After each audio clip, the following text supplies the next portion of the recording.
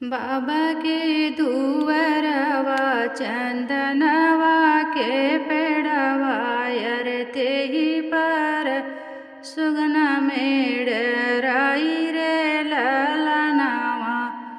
बाबा के दुवरवा चंदन एक पेड़वा अरते ही पर सुगना मेड़ राई रे ललनावा।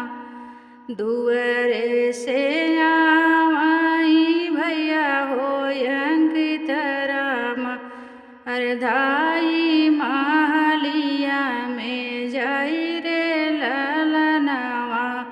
दुअरे से आवाई भैया हो अंकित राम धाई महलिया में जाई रे ललनावा। दे तू न मोरी माई ढल तलवरिया सुगन के जाई के मारी तेरे ललनावा। दे तू न मोरी माई ढल तलवरिया अर सुगन के जाई के मारी तेरे ललनावा। अर सुगन के जाई के मारी तेरे ललनावा। भीतरा से निकरी है बहिनी कावनी दे सुन भैया बिनती हमार रे ललनावा।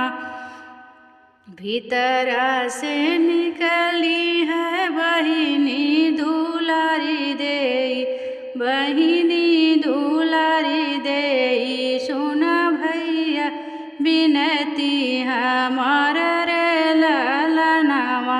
कि सुन भैया बिनती हमार रे ललनावा। जिनी मारा मोरे भैया इहै रे सुगनावा अरे इहै रे सुगनावा। ई तो है तोरा बहनोई रे ललनावा। अरे ई तो है तोरा बहनोई रे ललनावा।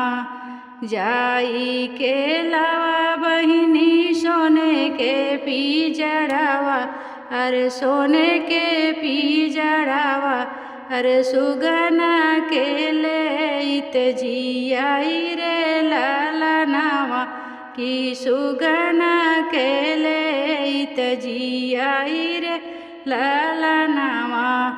जाई के लियावा बहिनी सोने के पिजड़ावा अरे सोने के पिजड़ावा। कि सुगना के लेइत जियाई रे ललनावा। अरे इया है दुलरू दामाद रे ललनावा। कि इया है दुलरू दामाद रे ललनावा। बाबा के दुवरवा चंदन एक पेड़वा चंदन एक पेड़वा। कि तेही पर सुगा मेड़ राई रे ललनावा। अरे तेही पर सुगा मेड़ राई रे ललनावा। तो ये प्यारा सा ललनावा वाला विवाह गीत अगर आपको पसंद आए तो प्लीज़ हमारे चैनल को सब्सक्राइब करें, लाइक कमेंट करें और ज़्यादा से ज़्यादा शेयर करें। इसी के साथ हम एंड करते हैं। धन्यवाद।